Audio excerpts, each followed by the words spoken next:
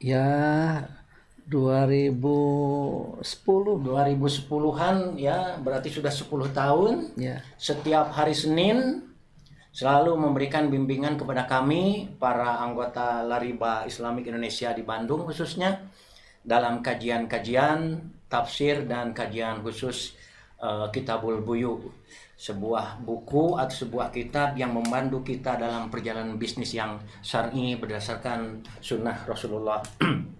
Baik, hadirin, pada hari ini kita mengkaji sebuah perjalanan bagaimana bebas riba. Riba ini, kata-kata ini sudah ada sejak zaman, barangkali sebelum zaman Rasulullah ya Ustaz. Ya. Sudah ada riba ini. Prakteknya. Ya, praktek riba ini. Dan ditegaskan kembali bagaimana kerasnya riba, bagaimana haramnya riba. Tetapi sementara itu banyak orang yang sedang menjalankan praktek-praktek ribawi tidak merasa punya dosa, tidak merasa bahwa itu riba. Ada sebuah cerita Ustaz. Ketika berada di sebuah negeri di mana daging babi babi itu menjadi makanan yang favorit. Ya. Ketika masuk ke sebuah negeri itu, ke sebuah kota itu, ternyata baru melihat kepala babi ditaruh saja itu di etalase, Ya. itu kita mual. Tidak bisa makan. Tidak bisa makan Ustaz. Malah kita selama 2 minggu di hotel hanya minta rebus telur saja. Karena yakin bahwa kalaupun kita tidak makan daging babi, ada bekasnya, wajahnya dan segala macamnya itu terkena. Jadi kita yakin bahwa daging babi itu haram sampai tidak makan pada hari itu. Itu hanya kita melihat daging babi atau kan itu kalau istilah orang Cilenya itu murai gitu Ustaz. Ya, mualnya itu mual gitu. Karena dorongan iman. Sementara Ustaz, pada saat kita melihat babi di depan kita dan tidak makan sampai mual, sementara kita itu waktu itu lagi menikmati bergelimangnya riba. Mobil dikredit, rumah kredit, alat-alat rumah tangga kredit, kartu kreditnya banyak. Tidak merasa itu berdosa Ustaz. Nah, kalau ini sebuah kisah perjalanan bebas riba, melepas riba dari Pak Haji Erlan Suherlan sebagai pemilik sebuah pemukiman yang khusus Muslim. Saya mungkin yang pertama kali kepingin meminta penjelasan kepada Ustadz, sejauh mana sih riba itu sampai begitu kerasnya Ustadz memberikan pengertian kepada kami, sampai sekarang orang di komunitas Lariba itu bergerak cepat ingin membebaskan segera dari praktek-praktek ribawi. Salah satunya adalah ini saudara kita yang alhamdulillah sudah bergerak main riba dengan tenang, dengan gembira. Betul. Tapi ternyata masuk komunitas riba tiba-tiba kaget dan sekarang alhamdulillah sudah bebas riba. Mungkin Ustaz bisa memberikan dulu pencerahan tentang riba itu apa sih, bagaimana itu hukumnya, bagaimana dampaknya tentang riba itu. Mungkin Ustaz dulu Ustaz ini. Mangga Ustaz. Terima kasih Pak Haji Sulwan, Pak Haji Erlan. Alhamdulillah para pirsawan Lariba Islamic Indonesia, para pendekar dan juga para pirsawan Arisalah TV, bahwa ternyata belumlah lengkap di kalangan kaum muslimin bagaimana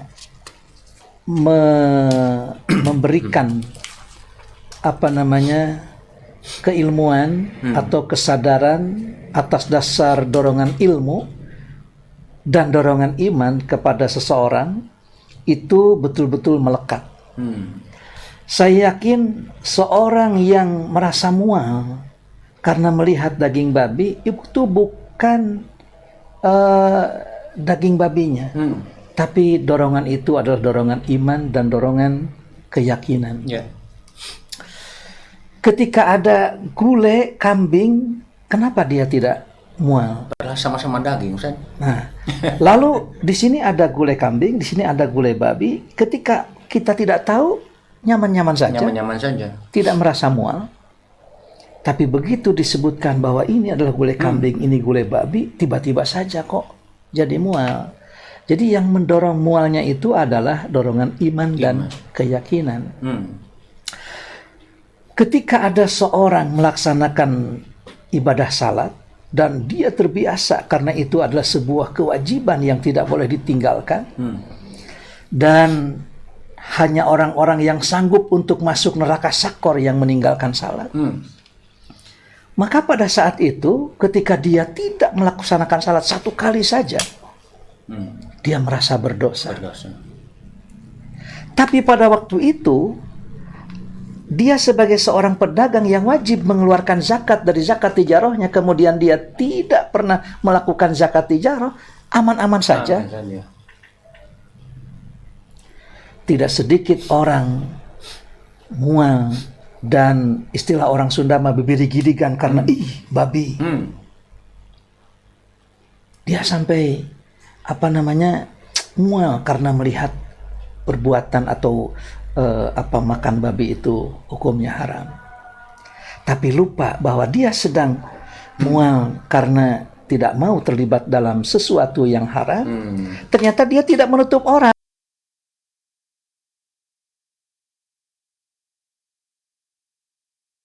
Dengan haramnya makan babi itu apa bedanya?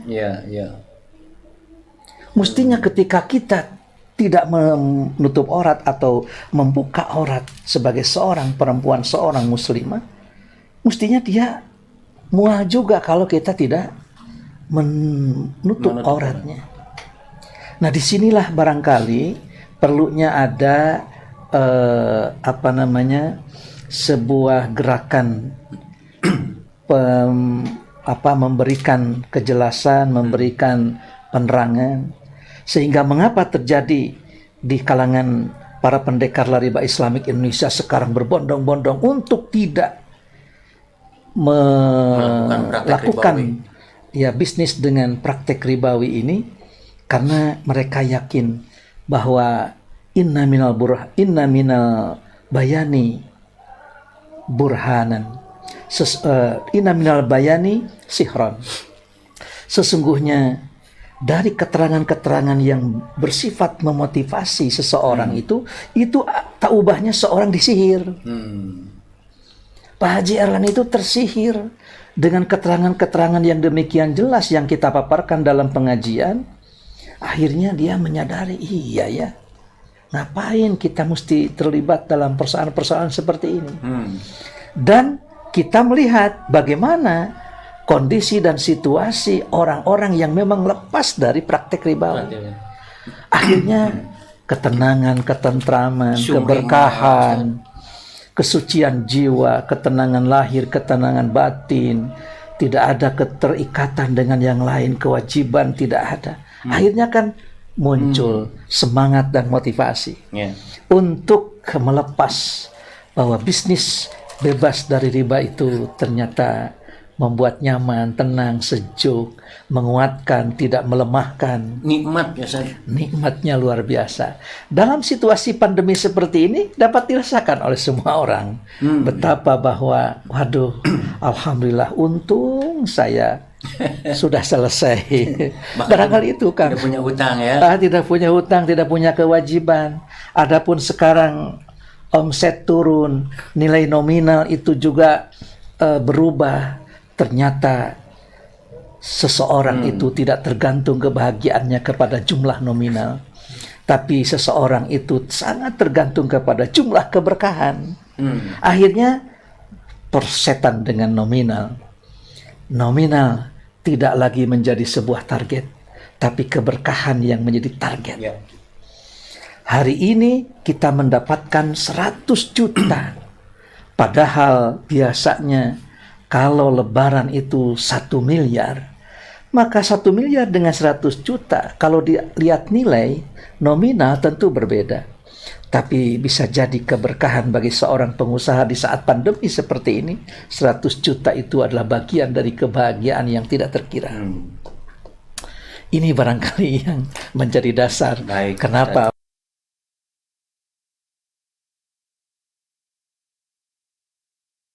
Nah, beliau melakukan perjalanan panjang sehingga beliau itu betul-betul terbebas dari praktek-praktek ini.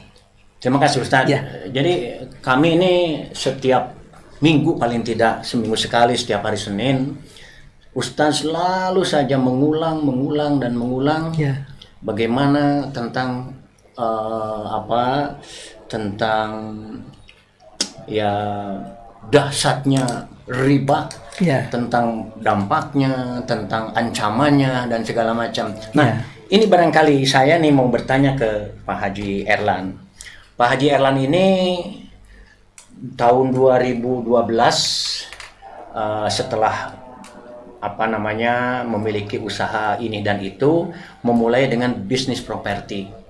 Bisnis properti itu identik, Ustaz, Ya.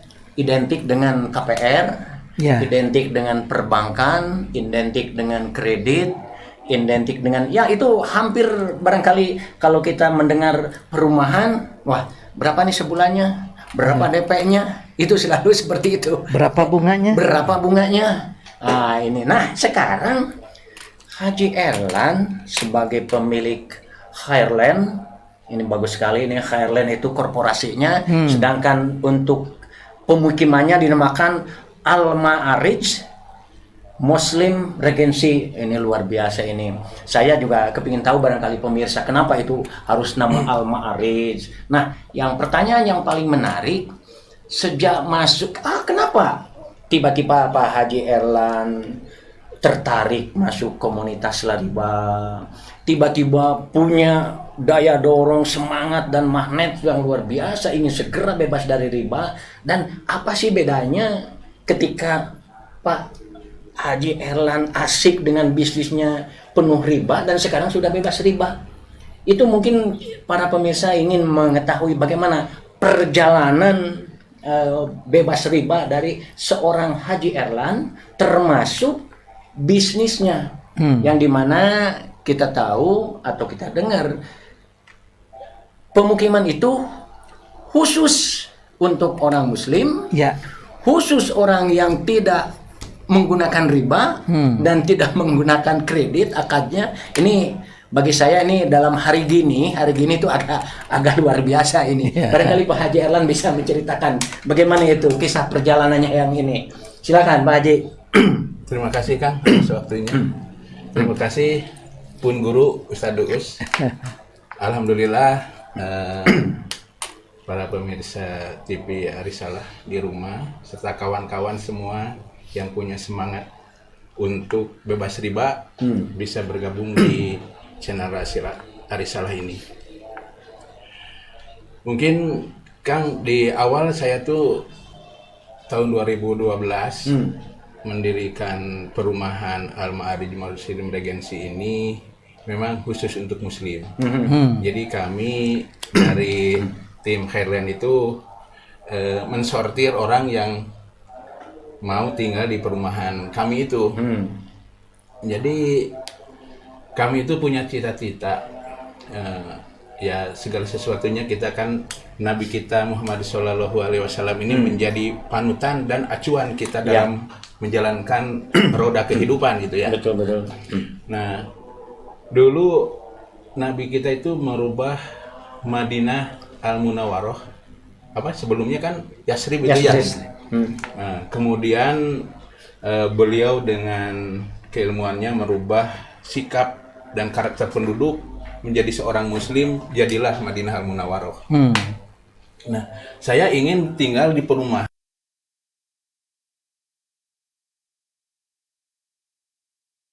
Bercita-cita ingin semoga Allah itu menjadikan perumahan kami ini, memang pada tahun-tahun di awal itu 2012 yang menyatakan perumahan khusus Muslim itu hanya saya Pak di Bandung. Karena waktu itu saya bergabung dengan pengusaha tanpa riba yang dibimbing oleh Ustadz Samsul Arifin.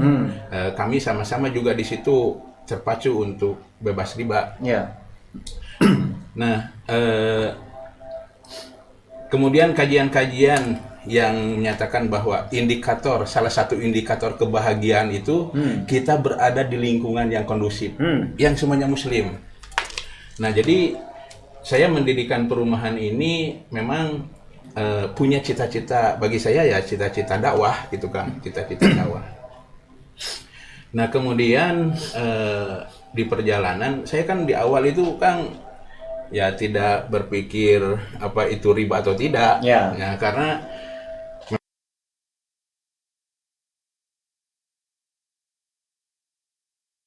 aja mudah-mudahan dari modal yang kecil dapat untung yang besar, kan seperti itu prinsip usaha. Kemudian tidak berpikir ini riba atau tidak, karena saya juga belum paham tuh soal riba itu. Yang jelas kita usaha punya tujuan nih. Nah di tengah perjalanan itu saya sama Ustadz Uus, nah udah tuh bergabung di Lariba. Nah saya kan nggak tahu ya Lariba itu apa. Nah, ikut mereka JNT di Sabta Taruna kan, Ya, di Sabta Taruna kita, malah saya kita pertama daftar anggota itu di sana kan, daftar. Nah, saya datang ke Lariba itu tadinya kirain Lariba itu menyediakan uang kan untuk bayar hutang, biar pinjam dulu gitu ya, untuk melunasi utang gitu ya. Ya, tapi masya Allah ternyata di sini saya mendapatkan bimbingan dari Ustadz, para guru termasuk Akang ya, membimbing arah hidup saya sehingga saya punya cita-cita untuk bebas riba. Nah, kemudian di perjalanan ya, karena memang Al-Ma'arij ini perumahan yang punya marketnya seolah-olah dibatasi kan ya, seolah dibatasi, eksklusif, jadi khusus muslim. Muslim pun kan saya berpatokan ke ahli sunnah wal jamaah tadi.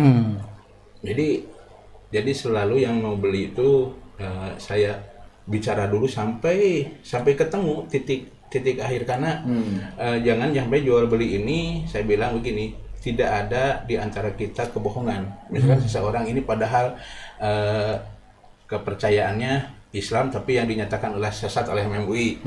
Nah, berarti kalau beliau tidak menyatakan itunya berarti kan berbohong.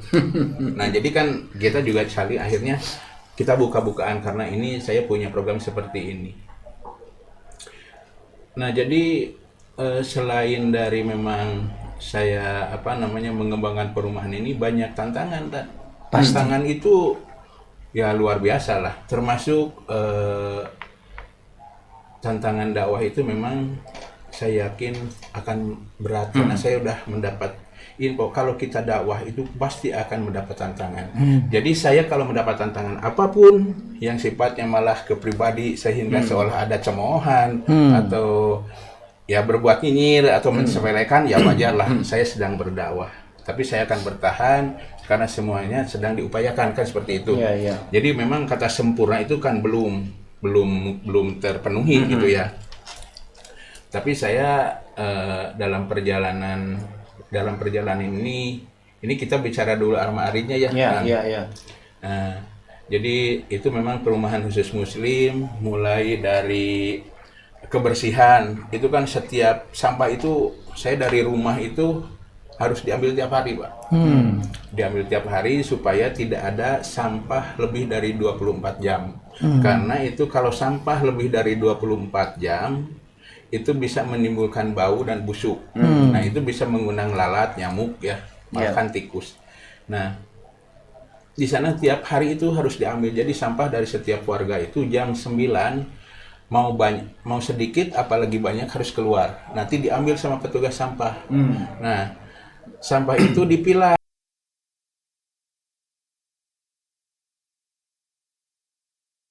Kan masih bisa ada nilai ekonomisnya tuh. Nah, ditampung kemudian bisa dijual. Kemudian yang organiknya saya punya penghancur yang alami. Itu ada angsa, ada bebek, ada ayam, ada entog gitu ya. Jadi di situ itu pelihara itu maksudnya untuk penghancur limbah seperti itu. Karena kalau dibuang begitu saja ditumpuk, itu akan pasti menimbulkan rasa bau, bau dan lalat nanti itu. Nah, kemudian juga ada lapangan panahannya, terus CCTV ada di tiap jalan, kemudian ya kemudian juga karena ketinggian di atas 700, jadi udaranya sejuk. Jadi apakah itu karena itulah namanya Al-Ma'arij gitu? Ya. Al-Ma'arij itu naik ya Ustaz? Ya. Jadi Al-Ma'arij Mi'raj gitu.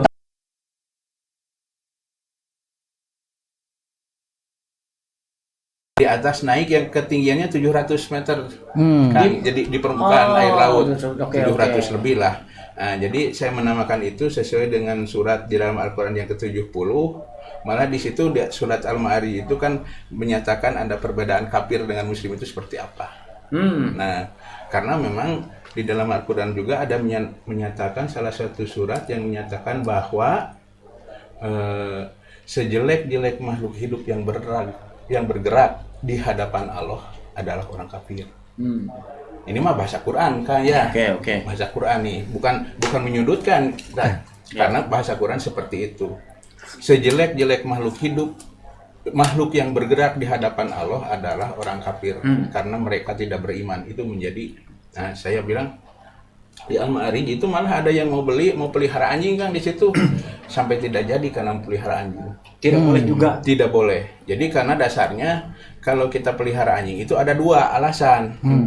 Satu untuk berburu, yang kedua hadisnya itu untuk keamanan. Menjaga Sedangkan rumah. di sana kan udah keamanan udah ada keamanan, ada Sudah ada satpam. security, Ya, dijamin kemudian aman. soang gitu. ya udah satu pintu lagi kan itu. Nah jadi alhamdulillah saya sedang berjalan ini, tapi di dalam perjalanan Kang memang berat. Yang saya rasakan beratnya kenapa? Jadi kalau dulu karena saya tidak berpikir itu haram atau tidak ya, yang penting ada fasilitas dari bank ambil aja.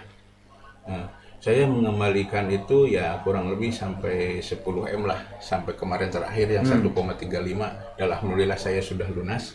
Berajam sebelum sebelum Ramadan itu saya ingin lunas ke bank itu, hutang riba saya pengen lunas di awal sebelum masuk bulan Ramadan, dan alhamdulillah Allah mengabulkan doa saya. Saya merasa sangat sujud syukur ya sama istri saya waktu itu langsung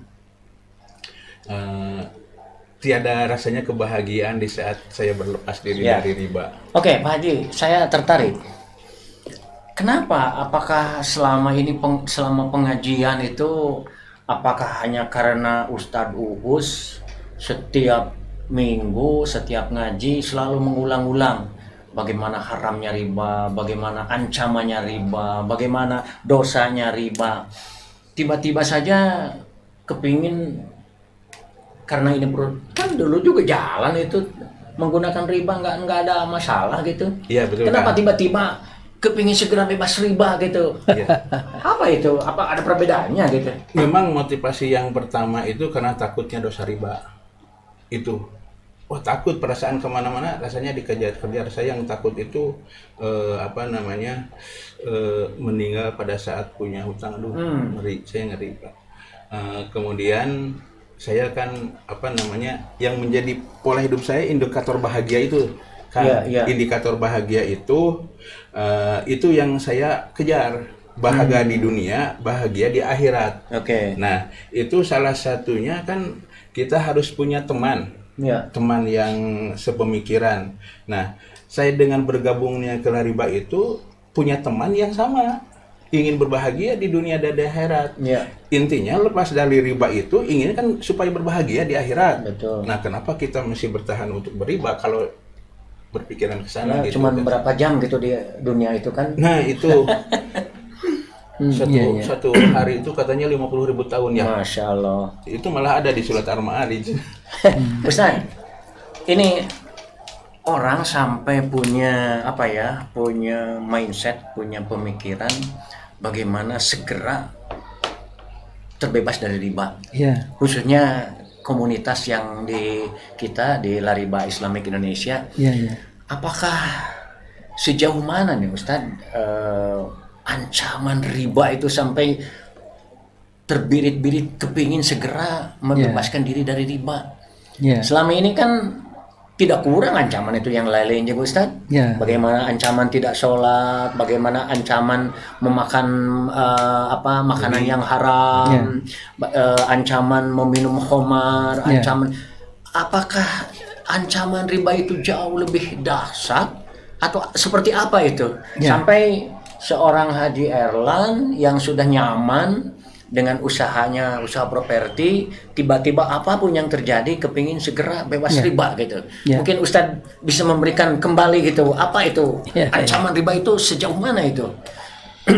Ya, sebetulnya ancaman seberat apapun dan ancaman sedahsyat apapun, seorang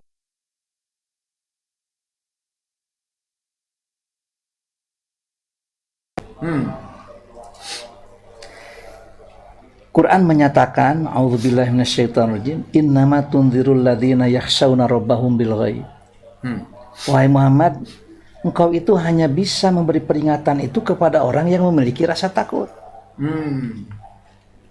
Kepada perkara-perkara gaib dengan siksaan yang nyata. Coba saja seorang yang tidak memiliki rasa takut oleh kita beri ancaman. Diancam ini tidak akan merasa terancam. Kalau dia tidak punya rasa takut. Merasa dirinya itu terancam kalau dia memiliki rasa takut. Oleh karena itu, walaupun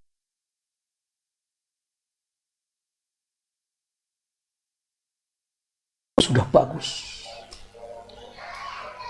ancaman berbagai macam yang termaktub dalam Al-Quran maupun Al-Hadis, tapi kalau orang tidak meyakini Quran dan Hadis, bagaimana mungkin bisa berpengaruh? Makanya ketika saya diberi tugas oleh para pengusaha Lariba Islamic Indonesia untuk mengumpulkan ayat-ayat Quran dan hadis-hadis Nabi yang berkaitan dengan persoalan riba, dari mulai makna sampai kepada ancamannya ini, ya butuh beberapa hari kemudian kita serahkan. Begitu diserahkan, lalu mereka justru malah merasa terancam. Berarti mereka itu adalah orang-orang yang memiliki rasa takut, seakan-akan gayung bersambut. Begitu disebutkan dalam Al-Quran, orang yang makan riba itu adalah la yaqumuna illa kama yaqumul ladzi yatakhabbathu syaitanu minal mas, seperti orang yang ditempeleng oleh setan.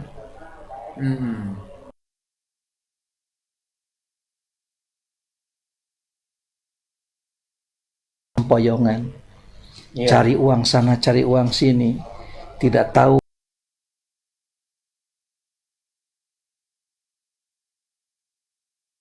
lalu.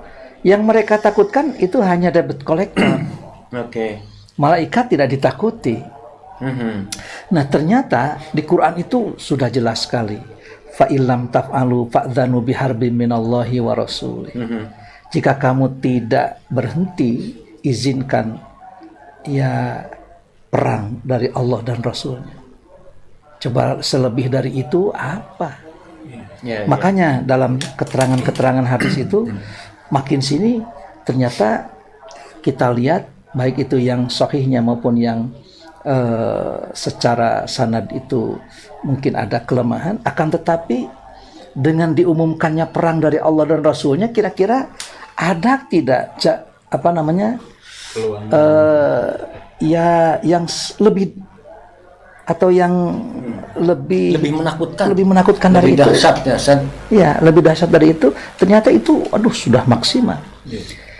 Dan yang menjadi persoalan bukan hanya pemakan riba yang dilaknat itu. Yang memakannya Allah laknat. La'ana Rasulullah SAW akila riba, pemakannya, wa mukilahu, dan yang memberi makannya, wa syahidaihi, dan juga yang mencatat saksi, menjadi saksi, wa katibahu, dan yang menulisnya juga. Berarti dari mulai notaris sampai kepada saksi, sampai kepada yang mendapatkan keuntungan dari praktek tersebut. Ada mungkin sukses fee yang diterima. Makanya tidak heran kalau begitu kita melihat di lapangan ada seorang notaris tiba-tiba dia memutuskan hubungan dengan dengan sebuah perbankan yang memberlakukan praktik riba dan dia itu menyatakan mengundurkan diri untuk menjadi notaris. Iya, iya. Saya juga kaget, kenapa notaris ini datang pergi ke Bandung sengaja hanya untuk memberitahu Ustaz, saya ingin berhenti. Dan saya nyatakan sekarang kepada kepala-kepala cabang, saya tidak lagi menjadi notaris untuk kredit-kredit yang bersifat praktik ribawi.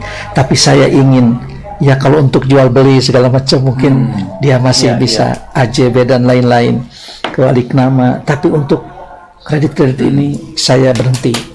Sampai seperti itu karena memang kesadaran dan merasa diri sebagai seorang yang terancam. Ya.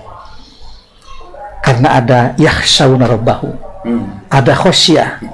Bagi mereka yang tidak ada rasa takut, tenang-tenang saja. Hari gini masih Hari takut gini. sama yang belum nyata katanya. Coba saja bagaimana tidak nyinyir kepada Pak Haji Erlan. Ya.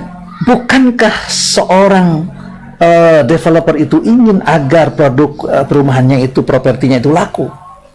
Ini sudah ada yang datang saja karena bukan Ahlus Sunnah wal Jamaah ditolaknya. Bagaimana tidak nyinyir? Tentu saja ini adalah sebuah maksud-maksud idealis. Ya. Idealistis kemudian di-combine dengan bisnis yang realistis.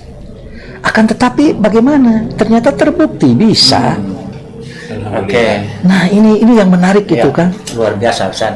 Ya. Pak Haji, setelah kita dengar tadi uraian Ustaz ya tentang bagaimana riba itu. Nah sekarang Pak Haji sebagai pengelola sebuah perumahan yang identik berhubungan dengan bank, berhubungan dengan apa yang namanya kredit, DP dan lain sebagainya. Ini apa sih Pak Haji sekarang, Pak Haji Erlan, walaupun baru beberapa saat saja bebas riba, apa sih bedanya saat Pak Haji Erlan bergelimang riba dan tidak merasa dosa waktu itu kan? Iya. Tenang-tenang aja. Tapi setelah ngaji di riba, Iya. baru, waduh. Iya. Kalau jangan-jangan nanti mungkin ada orang juga yang berhenti ngaji di riba. Wah, Ustaz Bukus ini tiap minggu nerangin riba. Apa sih bedanya saat sekarang Pak Haji Erlan masih bergelimang riba dan sekarang sudah bebas riba? Dan bagaimana dengan hubungan dengan customer, hubungan dengan perbankan, hubungan dengan itu dengan ini? Bagaimana itu sekarang? Pertama, Kang ya, yang saya rasakan waktu saya masih bergelimang riba, itu tidak ada hari, jangankan yang warna biru, yang merah pun penuh dengan catatan giro harus keluar. Jadi beban pikiran itu sebenarnya mah nggak nyaman, gitu. Kenyamanan itu jauh lah, kenikmatan itu jauh.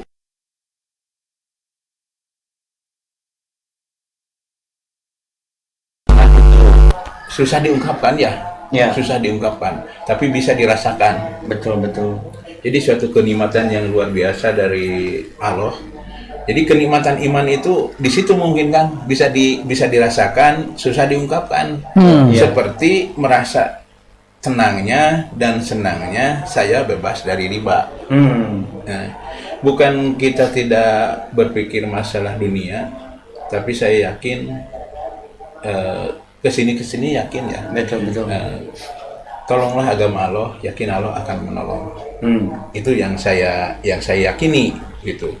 Terus ada kan di itu juga, jadi janji Allah itu pasti benar, Tidak akan meleset. Tidak akan meleset. Nah, yang saya rasakan sekarang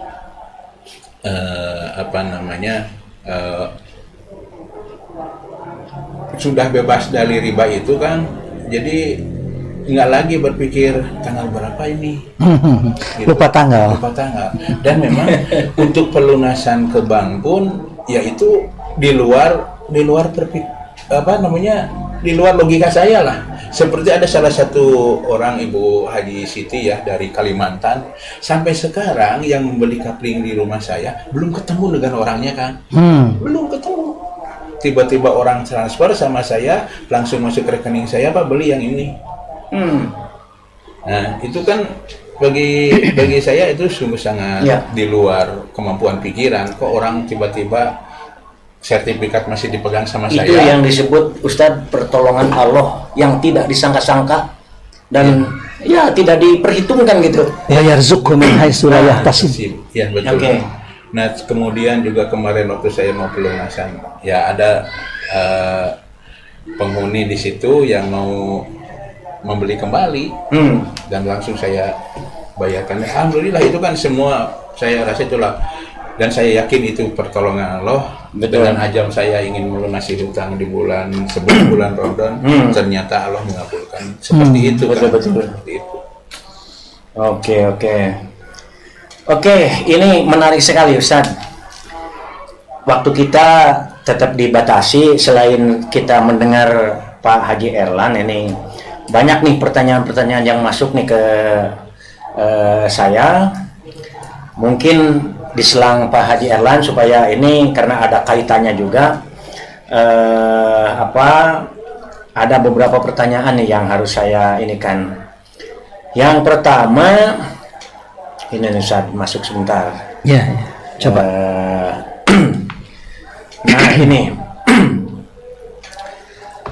mungkin ini tidak ada kaitan dengan tema perjalanan Pak Haji Erlan sebagai pengusaha ya, tetapi ini ada kaitannya juga dengan riba, Ustaz. Iya.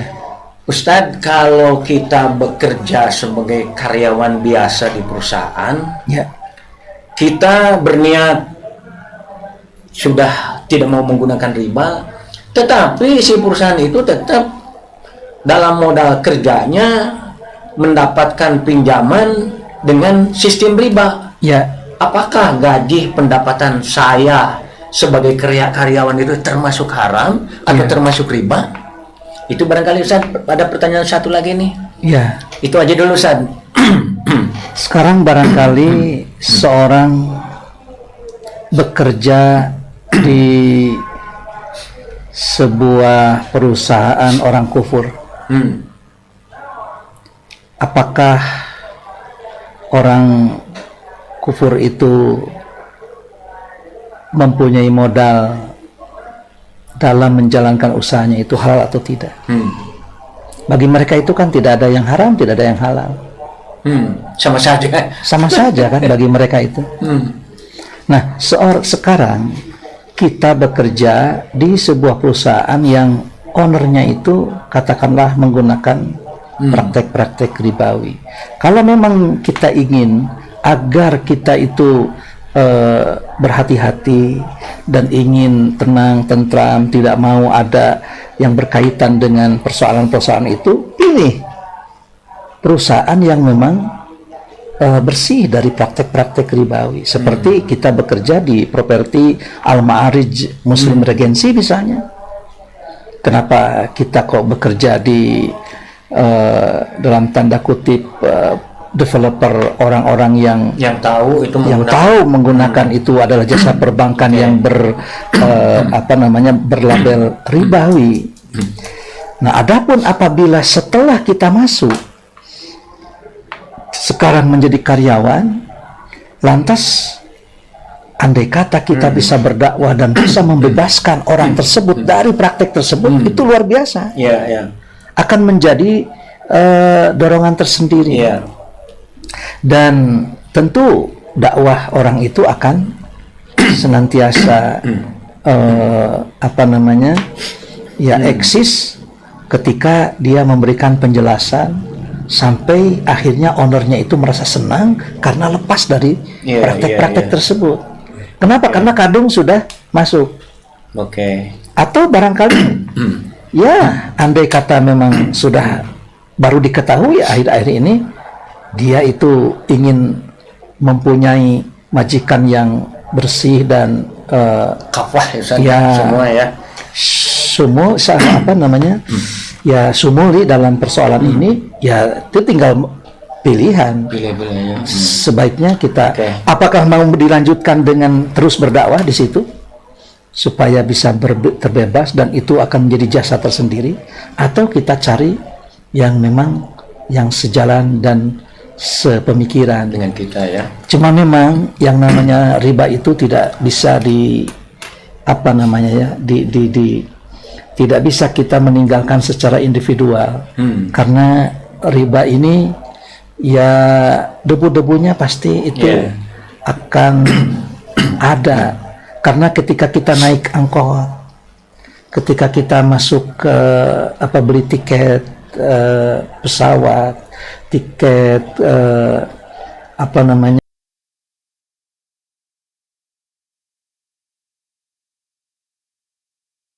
Nah, makanya yang disebut dengan ekonomi itu adalah akidah juga pada akhirnya. Betul. Oke, Ustadz, ini ada lagi pertanyaan nih, baru masuk nih. Kalau saya ingin membeli rumah di Al-Ma'arij Muslim Regency, seharga katakanlah yang 700 juta. Lantas bank membeli ke Al-Ma'arij 700 juta. Dan dijual kepada saya kira-kira satu.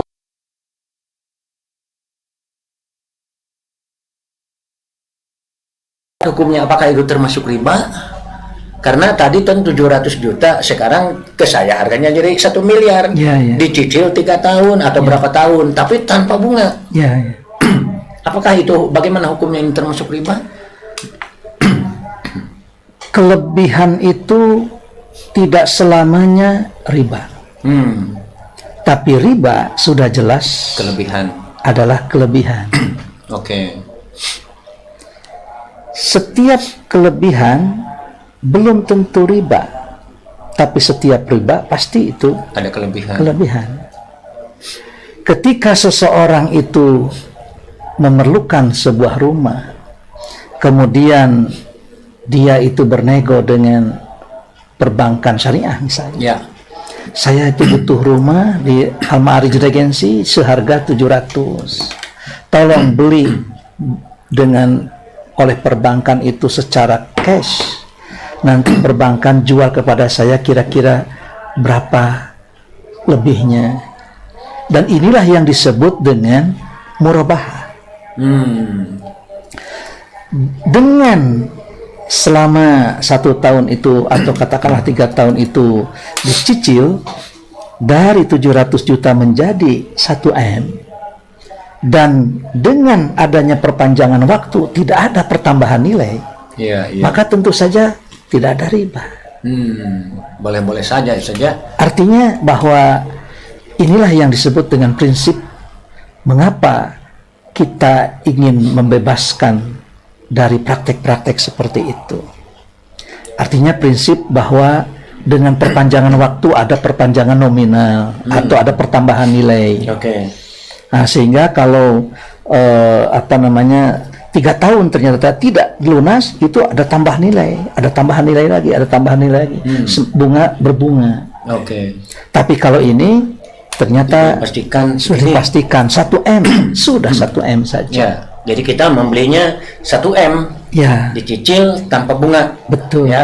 Ya itu kalau soal kelebihan itu kan jual beli. Jadi kita beli dengan bank gitu tapi tanpa bunga gitu dia juga kan nego. Ini saya beli 700. Sanggup kamu beli 1 M? Bolehlah. Kemudian dicicil 3 tahun misalnya. Jadi ini pun Ustaz menegaskan kembali bahwa bank itu tidak riba, tidak haram. Yang haram itu apapun namanya, lembaga apapun atau perorangan yang pinjam ada kelebihan. Setiap ada waktu ada kelebihan, setiap ada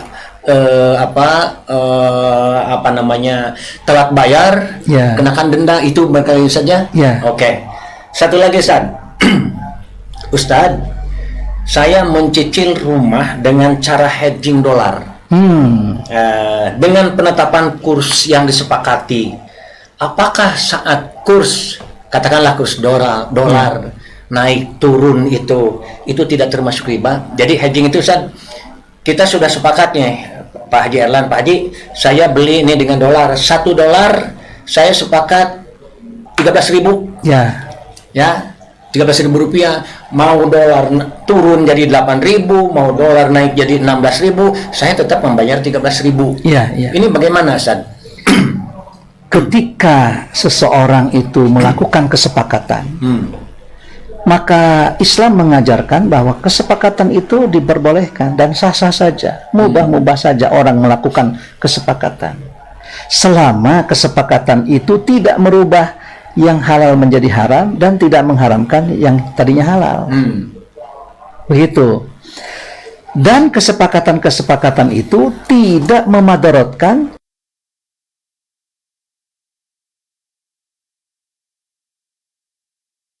apakah dengan hedging dolar itu, dengan dipatok seperti itu, ada kerugian bagi seorang yang melakukan kesepakatan?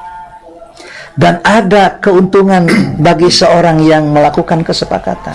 Ketika terjadi ada keuntungan dan kerugian, maka tentu saja Islam mengajarkan la darara wa la dirar. Tidak boleh ada saling mendolimi antara satu dengan yang lain. Tidak boleh ada seorang yang dirugikan dengan kesepakatan-kesepakatan itu, walaupun itu adalah seseorang yang memang sudah disepakati. Bukankah orang berzina pun sepakat? Iya. Kesepakatan tidak ada ini, Ustaz.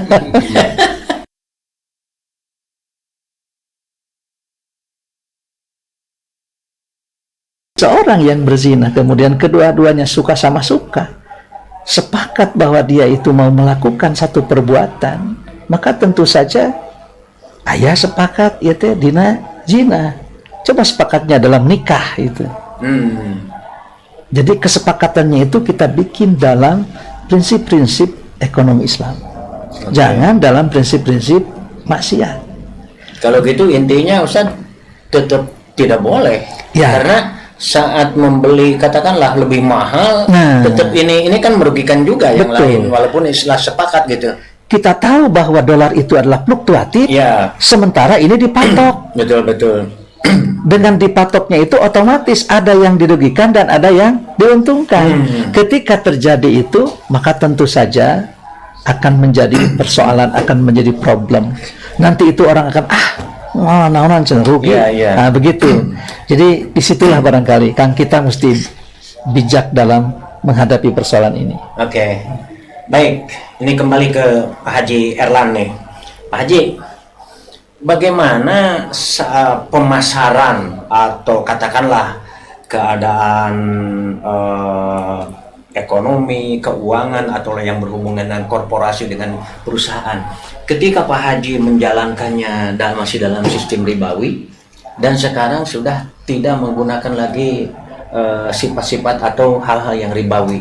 Apakah terasa mundur? Apakah melesat? Mungkin secara pribadi sih, tadi kita ini ada dua sisi, antara pribadi Pak Haji dengan perusahaannya. Nah sekarang bagaimana nih? Kalau di pribadi ya merasa senang nih, kan belum tentu Ustadz senang pribadi belum tentu perusahaannya juga ikut maju. Ya.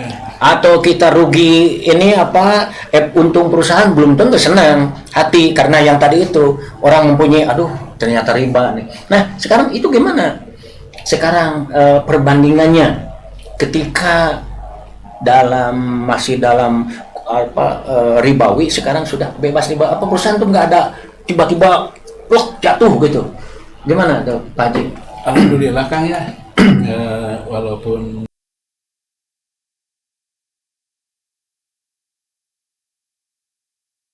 sama di dalam satu sisi secara pribadi dan keluarga juga menjadi senang.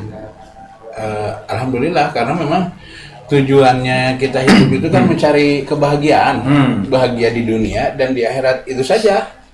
Yang tujuh yang pernah Akang juga sampaikan, bahwa kita itu dengan bersyukur, punya pasangan yang soleh, kemudian anak keturunan yang soleh, lingkungan soleh, kemudian rezeki kita yang dapatkan halal. Betul. Nah kemudian teman-teman kita juga, ya teman-teman anak-anak juga orang-orang yang soleh, alhamdulillah. Jadi di satu sisi saya merasakan seperti itu. Selanjutnya yang dihubungkan dengan masalah usaha, saya merasa dalam perjalanan ini ya memang senang kesininya Kang. Kalau dulu mengejar target penjualan itu untuk bayar utang, karena riba itu. Ya kalau sekarang, Jadi ternyata kita berkeringat itu untuk orang lain ya. iya, Untuk bayar utang. betul Kang, untuk bayar utang. Jadi kalau sekarang saya nikmati hidup ini, dan saya yakin selama kita masih hidup, Allah akan menyampaikan rezeki yang dijanjikan kepada kita itu. Itu aja yang menjadi keyakinan. Memang keyakinan itulah yang lebih mahal. Iya, iya. Yang saya rasa itu tidak semua orang bisa meyakini bahwa rezeki itu pasti Allah sampaikan. Itu banyak orang yang ya tergopoh-gopoh ya mencari uang sehingga lupa sholat. Banyak Kang itu Betul, yang betul. lupa sholat, malah dia kejar-kejar apa namanya kenikmatan duniawi. Nah akhirnya malah berdiam di sel kan, seperti itu. Apakah tidak terkena juga, Ustaz? Kadang-kadang orang punya prinsip gini, jangankan yang halal, yang haram aja sudah susah dalam ekonomi sekarang. Ya. Kok sekarang tiba-tiba aja begitu punya ambisi, punya cita-cita yang nyeleneh, bebas riba gitu. Yang haram aja sulit, apalagi yang halal katanya. Itu. Jadi kan inspirasi ini juga banyak ya, di antara teman juga kan ada pengembang saya tuh ya. Di antara pengembang ada orang yang membeli ke teman ini mah ya, ke teman membeli rumah. Orang itu mampu membeli cash dengan 3 kali cicilan. Cicilan pertama 50%, dia bayar. Terjadilah AJB di notaris ya.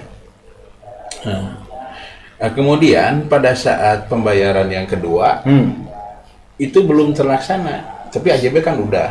Nah, itu suami sama istri itu datang untuk membayar dalam proses AJB itu karena penjual juga ya sama pengembang percaya kepada orang tersebut.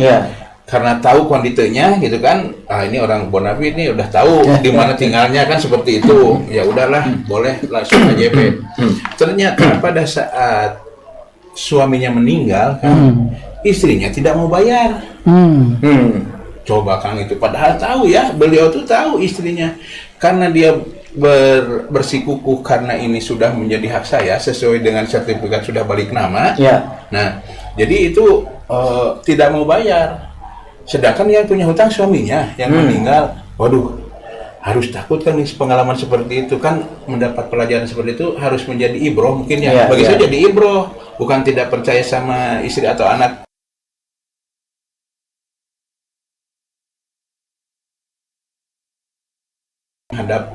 Antisipasi kita selamatkan diri kita dengan bebas dari riba dan dari hutang, seperti itu kan. Oke, terima kasih. Ini saya nggak tahu nih, pertanyaan ini mungkin untuk Ustadz, mungkin juga untuk Pak Haji Erlan. Ustadz, mohon izin bertanya, apa yang menjadi pembeda akad yang ribawi dan syariah? Apakah program Dila Riba untuk umat tentang itu? Mungkin maksudnya mah perbedaan ya udah jelas Ustadz. Ini bagaimana akad yang ribawi dan akad yang syar'i. Mungkin Pak Haji Erlan juga bisa menjawab. Ustadz juga bisa menjawab ini. Gimana Ustadz dulu Ustadz? Ya, kita kan tahu bahwa tidak ada riba kecuali dalam persoalan utang piutang. Jadi setiap kelebihan dari yang namanya utang, la riban illa finnasiyah. Tidak ada riba kecuali dalam utang piutang. Ketika seorang berutang lalu harus mengembalikan dengan jumlah yang lebih, maka tentu saja itulah yang disebut dengan riba. Kelebihan berapapun, maka itulah yang disebut dengan riba. Oleh karena itu, makanya kenapa di kita ini bukan kita tidak membolehkan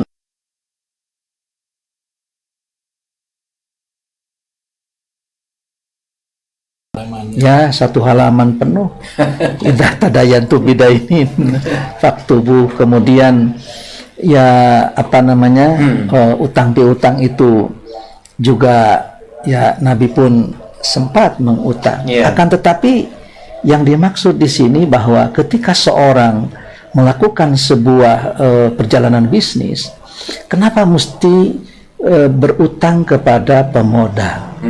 Padahal kita mendorong supaya yang punya uang bisa menjadi sohibul mal, yang punya peluang bisa menjadi mudharib, sehingga keduanya bisa bersirkah dan mengundang keberkahan Allah. Apa bahwa Nabi mengatakan melalui hadis kursinya kan, bahwa aku ini ana salisus syarikain, aku ini kata Allah ketiga dari dua orang yang bersekutu. Jadi kalau dia bersyirkah, maka Allah lah yang ketiga. Apakah tidak tergiur seorang mau melakukan sebuah perjalanan bisnis dengan yang satu menjadi sahibul mal, yang satu menjadi mudharib? Ada Allah di tengah. Ada Allah di tengahnya. Selama malam yakun ahaduhuma akhara. Selama antara si sahibul mal dengan mudharib itu tidak melakukan praktek-praktek pengkhianatan. Tapi jika ada pengkhianatan, Allah pun hengkang. Ini kan luar biasa. Jadi dengan semangat tidak berutang bagi para pengusaha, ini mendorong untuk bersyirkah. Dengan bersyirkahnya itu berarti mengundang keberkahan dalam berbisnis. Tentu saja seorang yang punya uang ini, uangnya jangan dari praktek-praktek yang ribawi. Kalau seandainya dia uangnya dari bank, sudah saja, tidak usah kerjasama dengan orang itu, kerjasama dengan bank saja, ngapain?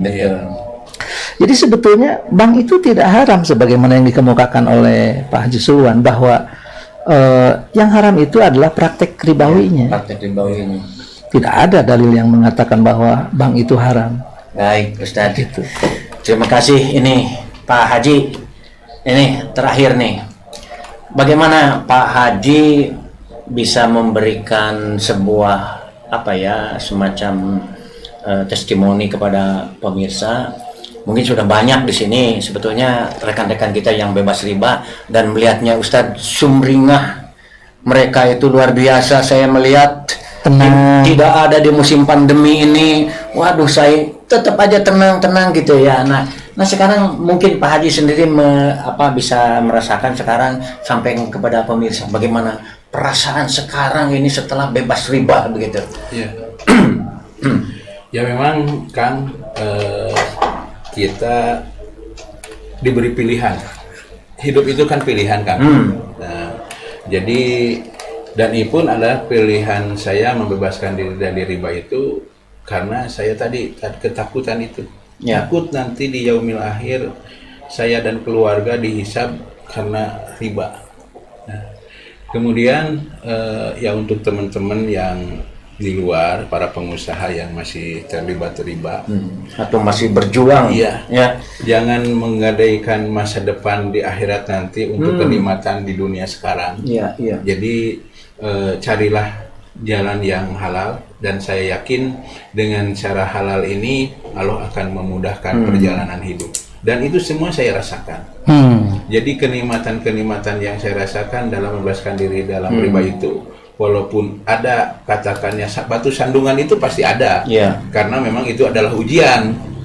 Nah, jadi dengan berteman dengan teman-teman di riba, yang selalu mengingatkan, itu menjadi support kan, menjadi support. Karena kalau kita tetap memilih dengan teman siapapun kita bergaul, nah udah bisa valid gitu kan.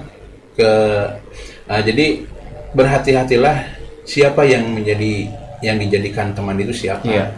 Itu mungkin pesan. Masuk kemana komunitas kita? Iya, masuklah ke komunitas yang bisa membawa kita menjadi terselamatkan. Katakan kan kalaupun kita menjadi bergaul dengan yang jualan minyak wangi, ya kalau tidak beli pun kita menjadi wangi gitu ya.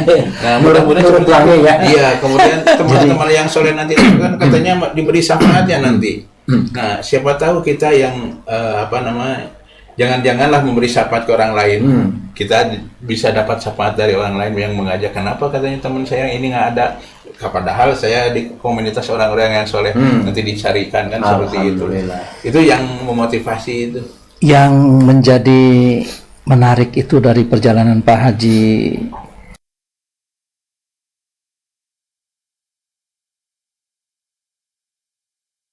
praktek ribawi. Hmm. Dan di saat-saat virus justru malah dia lulus dengan jalur virus. Padahal saat ini orang jangankan beli rumah, beli sembako saja sempoyongan, apalagi beli rumah. Rumahnya tinggal 3 katanya. Makanya. Tinggal 3 unit katanya sekarang. Sekarang 3 unit ini kan Saya subhanallah. mau pesan 4 jadi nggak ada. Insya Allah kan tahap 2 kan. Subhanallah ini. Jadi kalau saya lihat karena saya juga mengikuti perjalanan beliau dalam melepas riba ini, waduh, justru pada waktu beliau masuk ke riba Islamik, ingin saja secepatnya itu kok tidak terjadi. Tapi saat-saat pandemi malah dia berhenti. Dia lulus dengan jalur virus. Ternyata jalur virus ini tidak selamanya merugikan banyak orang. Selamat ini buat Pak Haji Erlan. Mudah-mudahan senantiasa Allah memberikan berkah. Baik. Amin ya rabbal alamin. Terima kasih Pak Haji Erlan, sebuah perjalanan yang inspiratif yang mudah-mudahan teman-teman kita yang masih belum lunas atau masih belum berjuang untuk melunasi ribanya, segera Allah memberikan jalan. Amin. Yang terbaik. Ustadz juga jangan bosan-bosan kepada kami setiap minggu, setiap saat memberikan bimbingan, karena seperti sebuah iklan, Ustadz, kalau diulangi terus, itu terus mengiang-iang. Ya. Sehingga alhamdulillah kita ini yang ada di komunitas Lariba Islamic Indonesia, alhamdulillah hari-hari ini saya atau kita ini melihat mereka yang sudah bebas riba itu mukanya cerah, sumringah, terus luar biasa. Malah yang anehnya, mereka yang bebas riba itu zakatnya meningkat, infaknya meningkat, sodakonya meningkat. Alhamdulillah. Ini luar biasa. Dan saya aneh juga sekarang nih Pak Haji Erlan begitu bebas riba malah ingin mengembangkan ke tahap kedua katanya, yang di bawah katanya Pak Haji ya. Iya. Luar biasa kan ini. Dan pemirsa, Berapa hektar lagi Pak Haji? Itu ada sekitar 6.500 meter. oh, luar biasa kan. Sekitar Setengah hektar 22 lebih, rumah, Ya, iya. ini padahal dalam masa-masa di mana orang lagi kebingungan memasarkan rumah, malah sekarang mau ini. Nah, ini para pemirsa, sebagaimana kami mengulang-ulang. Kalau sekarang lihat Pak Haji Erlan sumringah, lihat Pak Haji Erlan usahanya juga semakin lancar, semakin barokah. Rekan-rekan para pengusaha Lariba Islamic Indonesia, di sana ada Pak Haji Lukman, ada Pak Haji Dehan, ada Pak Haji Aan, ada Pak Haji Ari, ada Pak Haji, banyak lagi. Yang saya selalu garis bawahi dari Ustadz, bahwa bukan kehebatan kita bahwa kita bisa seperti ini, tapi janji Allah tidak pernah meleset. Dan insya Allah para pendekar Lariba dimanapun berada, alhamdulillah komunitas kita yang tak bosan-bosan selalu mendengungkan, mengaji, dan inilah yang membedakan Lariba Islamic Indonesia dengan komunitas lain. Kita ngaji dan ngaji terus-terusan, walaupun sekarang dalam musim pandemi kita sudah sejak bulan Maret tidak ada pertemuan langsung, offline. Nah, sekarang online, tidak ada kata berhenti, insya Allah. Para pemirsa dimanapun berada, alhamdulillah dengan demikian perjalanan dari Pak Haji Erlan sebagai seorang pengusaha di komunitas Lariba Islam Indonesia yang sudah bebas riba, ini menjadi inspirasi buat kita semua. Mudah-mudahan perjalanan para rekan-rekan yang masih menuju kepada pembebasan diri dari ribawi, mudah-mudahan Allah segera melancarkan. Amin. Dan para rekan yang kami hormati, mudah-mudahan kita segera bertemu kembali, mungkin entah di bulan Juli, entah kapan, mengaji setiap saat. Dan saya lihat ini sudah WA sudah pada masuk, ini kapan ini kita kumpul, ini ada kerinduan Ustaz. Ya. Ada kerinduan, karena bedalah online dengan offline gitu. Kita biasanya kalau offline itu kita kumpul jam 4, kita ngaji, kita buka puasa bersama hari Senin, lantas sholat bersama, ngaji bersama, diskusi bersama, ini luar biasa. Hadirin, itulah yang kami sampaikan. Mudah-mudahan ini menjadi inspirasi, menjadi pemicu buat kita semua, yang intinya bahwa riba adalah haram.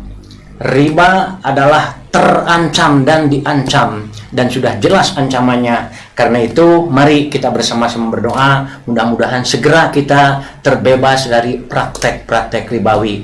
Dengan demikian, saya Sulwan Kosasih, Pak Haji Erlan dan Ustadz Uus M. Ruhyat selaku guru kami mengucapkan terima kasih atas perhatian Bapak dan Ibu. Mudah-mudahan kita berjumpa di lain kesempatan. Saya akan dengan tutup, Rabbana atina fid dunya hasanah wa fil akhirati hasanah wa qina adzabannar. Wassalamualaikum warahmatullahi wabarakatuh. Waalaikumsalam. Terima kasih Ustaz. Terima kasih. Assalamualaikum. Alhamdulillah.